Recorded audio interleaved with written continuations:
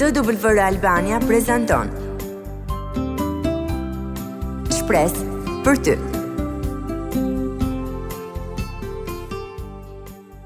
Mikesha të programit Shpresë për ty, përshëndetje dhe mirë se vini në programin ton të sotëm. Si gjithmonë është kënaqësi që jemi sërish së bashku dhe mbi të gjitha që ju ndiqni programet tona dhe bëheni pjesë e tyre përmes pyetjeve tuaja ose përmes mesazheve. Gjatë programeve tona për një kohë shumë të gjatë ne kemi folur për çështjet e shëndetit mendor dhe i kemi trajtuar ato si një pjesë shumë e rëndësishme dhe si një problem shumë i rëndësishëm që duhet trajtuar që në fillimet e tij. Pra nëse dikush ka një problem që ka lidhje me shëndetin mendor, duhet të trajtohet sa më parë të jetë mundur. Dhe në çdo program ne ju kemi treguar hapat që duhet të ndiqni për të marrë ndihmën e nevojshme atëherë kur duhet. Në një seri programesh të re që kemi përgatitur, do të flasim përsëri për çështjet e shëndetit mendor, por do të kemi privilegjin që të kemi në studion ton psikolog dhe këshillues nga qendra Tirana Counseling. Kam kënaqësinë që sot në studio të kem drejtuesen e kësaj qendre dhe psikologen Dian Sulaj. Përshëndetje Dian dhe mirë se erdhe. Faleminderit, arte mirë si gjeta. Është shumë kënaqësi që jemi ne sot dhe shumë faleminderit që e pranove ftesën.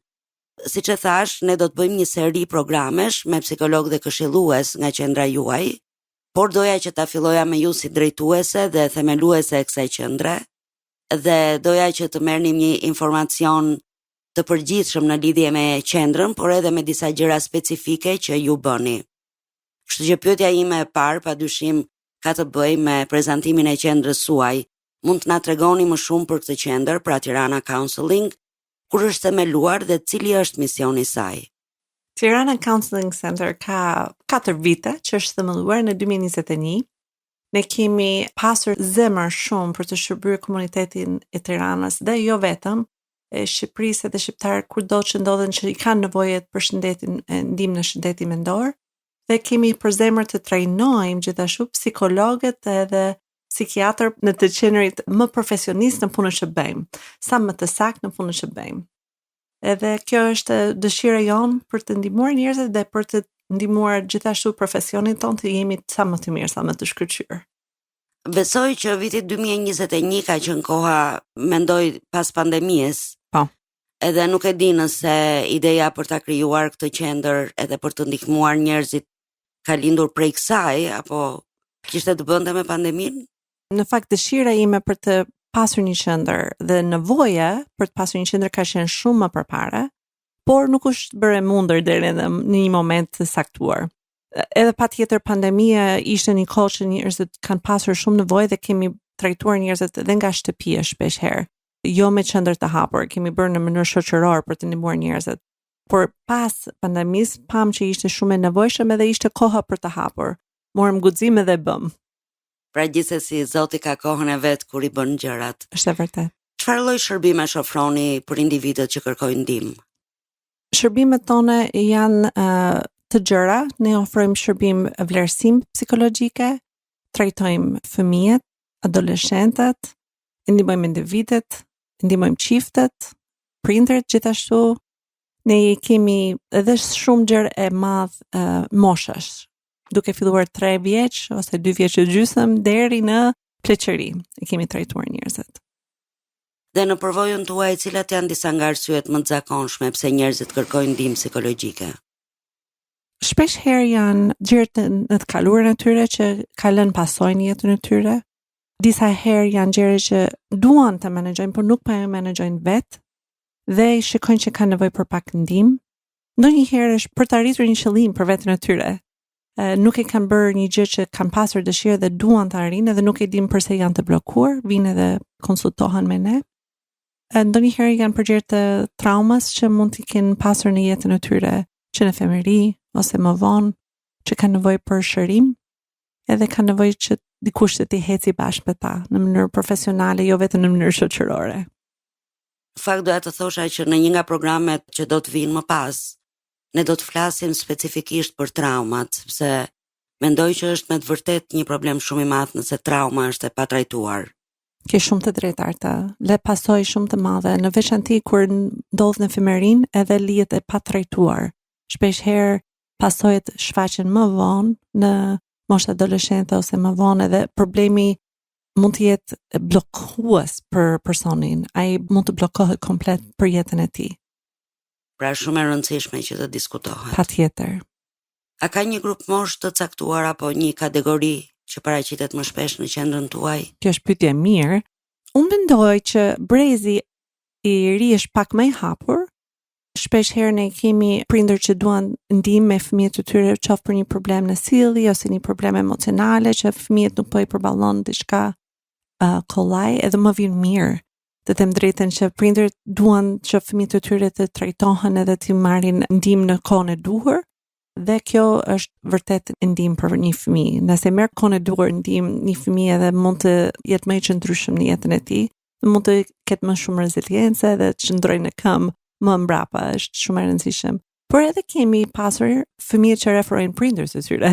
Pra një grua ose një burr i madh në moshë që ka nevojë për një ndihmë, qoftë sepse ka pasur ca shqetësimet që nuk po e lë që të flej gjumë, ose nuk po e lë më që të mendoj pak të qetë, dhe mund të vinë fëmijët të sillin prindërin e tyre të moshuar për një ndihmë. Kështu që janë moshe të ndryshme, unë do thoshe kemi të gjitha mosha, por më shumë mosha 50 vjeçe më poshtë, do thoshe. Besoj që ju keni raste specifike që i ndiqni, por unë doja të bëja një pyetje në përgjithësi, sa i pranuar është kërkimi i ndihmës. Pak a shumë jo e thatë që brezi i ri është pak më i hapur, por në përgjithësi në shoqërinë tonë, sa i pranuar është kërkimi i ndihmës. Në vijim të kësaj pyetje, mendoni që është më i pranuar në Tiranë apo në zona të tjera, sepse mendoj që ju punoni edhe në disa rrethe? Është vërtet. Unë mendoj që në Tiranë shpeshherë njerëzit vinë në momente të para, kur shfaqet një gjë ose kur ndjejnë që nuk po e menaxhojnë vetë mirë një situatë. Derisa në rrethet e tjera, të paktën në eksperiencë ime, se e imi është edhe qendra ime është vetëm një qendër, mund të jetë eksperiencë ndryshe në qendra të ndryshme, por eksperiencë në qendrën tonë është që shpesh herë njerëzit jashtë Tiranës vinë në moment kur është shumë alarmant situata. Edhe është pak jo se nuk mund të trajtohet, por është pak më i vështirë. Ka kaluar shumë gjërat dhe personi ka nevojë për trajtim shumë të specializuar. Nëse do kishte ardhur ndoshta para 6 muaj ose para një vit ose para 6 vite, sepse ndonjëherë vjen edhe shumë vonë personi ose çifti, është më kollaj.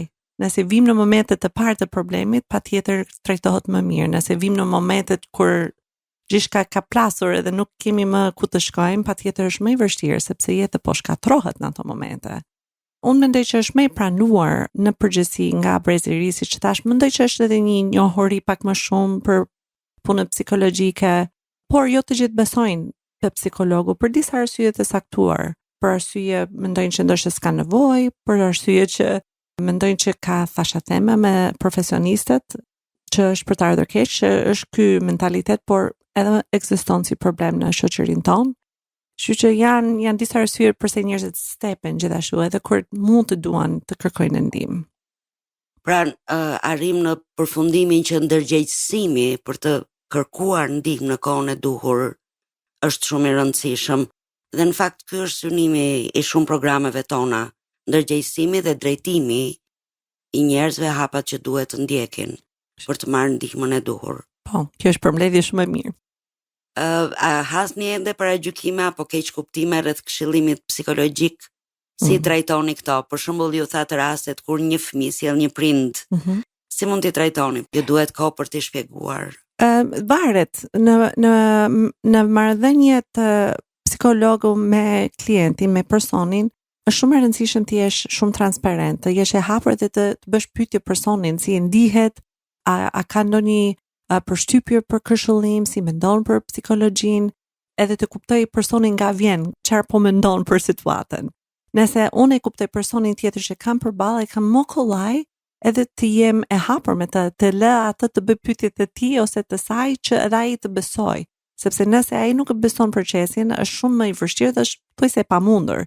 Nuk mund të sforcojmë dikë të vinë në këshillim. Personi vetë duhet të pranojë, kështu që nëse dikush më sill një fëmijë në këshillim, që është poshtë moshës 8 vjeç është shumë më kollaj si sa një i rritur 70 vjeç. Kur dikush 60 ose 70 vjeç vjen në këshillim, ai duhet të jetë gati të punoj. Por nëse kupton që unë jam në anën e tij, unë dua që ai të ndihet mirë, nuk e kam pasur të them drejtën ndonjë problem në këtë çështje. Keqkuptimet zhbëhen, por njerëzit kanë keqkuptime shpesh herë para se të vinë. Mendojnë shumë gjërat për psikologun, mendojnë që ne lexojmë mendje për shembull, ose mendojnë që ne kemi shkop magjike, që do vish ti edhe unë do të shëroj të gjithë ty problemet të tua, ose mendojnë që mund të flas për ty. Pra për krave me njerëzit e mi ose me njerëzit e tjerë, që kjo është e frikshëm, edhe njerëzit nuk paraqiten nëse kanë këto keqkuptime ose kuptimet për psikologjinë.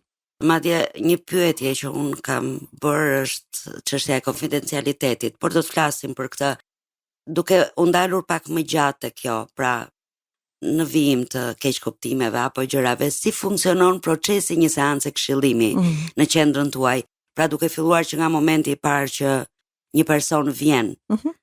Mendoj që lidhet pak me pyetjen më përpara. Është pyetje shumë e mirë, Arte, edhe ne i shpjegojmë çdo person që vjen edhe merr numrin ton ose na kontakton përmes emailit, ne i shpjegojmë si do bëhet, si do procedojmë, sepse është e rëndësishme të di procesin, nuk është e drejtë që unë të mos jap informacion. Ti ke të drejtë të informohesh si person. Dhe ne e bëjmë këtë gjë në mënyrë të vazhdueshme me çdo klient që vjen. E para është që nëse është fëmijë është ndryshe, nëse është e rritur është ndryshe, sepse fëmiji ka prindin. Me një fëmijë prindi është personi i parë edhe është person më i rëndësishëm që ne punojmë. Dhe nëse do trajtoj një fëmijë, unë patjetër marr intervistë me prindërit në radhë të parë, bëj një vlerësim sa mundem unë me intervistën e prindërit, edhe ne bashkë me prindërit marrim një vendim çfarë do bëjmë, çfarë hapet janë konkrete që mund të ndërveprojmë dhe bëjmë sipas ato hapet. Patjetër me përgjimin e prindërit. Për të rriturit është pak e ndryshe sepse përveç që një gjë është e ngjashëm, në fillim të çdo klient që vjen në takimin për herë të parë, psikologun në qendrën tonë, besoj se edhe në shumë qendra të tjera shpresoj, paraqit një letër, dokumentin që shpjegon të drejtat e klientit dhe çfarë presim ne nga klienti. Për shembull, paraqit informacionin tim personale për profesionin tim, paraqit si qasëm unë në terapi, paraqit eksperjenca ime, paraqit pagesa kosto në mënyrë drejt për së drejt, nuk ka asnjë gjë të fshehur. Paraqitet edhe konfidencialitetin, të drejtat e personit, ku janë momente që edhe konfidencialiteti mund të thyhet, janë shumë të ralla dhe janë shumë të shpjeguar qartë. Dhe këto janë gjëra që paraqiten etike, si mund të ankohet një person nëse nuk është dakord me mënyrën si kam trajtuar, mbarimin e këshillimin, çfarë ndodh, janë të gjitha këto detaje që duhet të di personi kur vjen, edhe ai ka të drejtë të lexojë këtë, të bëjë pyetje mbi këtë, të diskutojë këtë. Gjatë diskutimit që kemi bërë në lidhje me pyetjet e mësipërme, kemi përmendur mbështetjen e prindërve, për shembull për fëmijët e vegjël dhe mënyrën se si ju komunikoni me ta. Dhe doja të bëja pyetjen sa e rëndësishme është mbështetja e familjes gjatë trajtimeve të problemit të shëndetit mendor. Unë mendoj që familja është shumë e rëndësishme, edhe shpesh herë fatkeqësisht, se unë vetë jam familjar, unë vetë kam 2 fëmijë, unë vetë jam e martuar, fatkeqësisht shpesh herë jemi pjesë e problemit, po jemi edhe pjesë e shërimit për personat që jemi në një familje. Kështu që është shumë e rëndësishme të përfshihen në veçanti për fëmijë dhe adoleshente. Nëse statistikët thonë që fëmijët dhe adoleshentët që prindërit janë të përfshirë në terapi dhe janë gati të punojnë me terapistën, kanë gjasa që do kenë ndoshta deri në 90% përmirësim. Një fëmijë ose adoleshent që nuk e ka këtë mund të përmirësohet 60%. Kjo është një diferencë shumë e madhe. Edhe duhet të jemi shumë të gati të bashkëpunojmë me prindërit, është shumë e rëndësishme, por edhe prindi vetë të bashkëpunojmë me terapistën. Unë do të them vetëm një gjë ndërgjegjësim për prindërit, nëse terapiste jote nuk është gati të bashkëpunojë me ty, edhe ti ke një fëmijë, të lutem, shikoj për një terapist tjetër, sepse ka shumë rëndësi të jesh pjesëmarrës në terapinë, ndoshta jo në takim drejt për së drejti, por në shumë aspekte të tjera. Tani doja të bëja një pyetje që lidhet me besimin në fakt. çfarë roli luan besimi në gjithë këtë punë që ti bën që nga fillimi, që nga dëshira që ke pasur në zemër? Arte, besoj që për shumicën e njerëzve punën tonë mund të jetë dëshirë për të ndihmuar njerëzit, por për mua dhe për gjithë stafin që bashkëpunon në qendrën tonë, besoj që besimi në Perëndin është burimi i energjisë, e shpresës, dëshirës sonë për të punuar fort dhe për të dhënë maksimumin ton për njerëzit. E kemi ndihmë gjithashtu Perëndin, ai na jep forcë, na jep ndihmë në kohën e duhur, kur nuk dim çfarë të bëjmë, ne mund të kërkojmë edhe në mendjen tonë Zot më ndihmo, se nuk di çfarë të bëj për këtë person, ai ka nevojë për diçka që nuk di çfarë ka nevojë. Dhe shpeshherë Zoti është pjesë aty për të na ndihmuar neve. Dhe kjo është një gjë që ne nuk e sforcojmë personin të pranojë besimin, nuk është pjesë e punës sonë kjo gjëje, por nëse dikush është aty dhe është pjesë e trajtimit në qendrën tonë, patjetër çdo person që punon aty mund të lutemi për personat. Unë nuk lutem shpeshherë me zot lart, por kur kujtohem dikën gjatë javës lutem për atë person. Mendoj për atë person, çoj përpara Zotit të jetë pranë ti, të shëroj, të ndihmoj. E kjo është pjesë që mua më jep gëzim kur kujtoj që Zoti është gjithashtu për shërim, Zoti është gjithashtu ai që do transformim, Zoti është ai që do të çlirojë njerëzit. Edhe i bën këtë gjë. Fakt jam pak ne parim në minutat e fundit të programit ton për sot. Unë doja të thosha dëgjuesve që do të jeni përsëri me ne në programin e ardhshëm, ndoshta edhe në disa programe të tjera, pasi siç e thash në fillim, ne kemi bërë një seri programesh, pra kemi ideuar një seri programesh në lidhje me çështjet e shëndetit mendor që vijnë nga qendra Tirana Counseling. Mikesha të dashura, këtu kemi mbërritur në fund të programit ton. Do doja t'ju inkurajoja që nëse keni pyetje, qoftë për këshillueset apo psikologet e qendrës Tirana Counseling, mund ta gjeni atë në Facebook dhe në Instagram Tirana Counseling Center. Ose mund të na i dërgoni pyetjet dhe mesazhet në adresë të programit ton përmes një letre të TWR Albania, kutia postare 130 Tiranë. Mund të na shkruani një email në twralbania@gmail.com ose mund të na dërgoni një mesazh në faqet tona në Instagram dhe në Facebook Shpresë për ty. Tu po e mbyllim programin ton për sot. Dian, shumë faleminderit dhe presim me padurim që të bëjmë programin e ardhshëm me ju. Miru dëgjofshim në programin ton të ardhshëm dhe Perëndia ju bekoft. Ndoshët programin Shpresë për ty.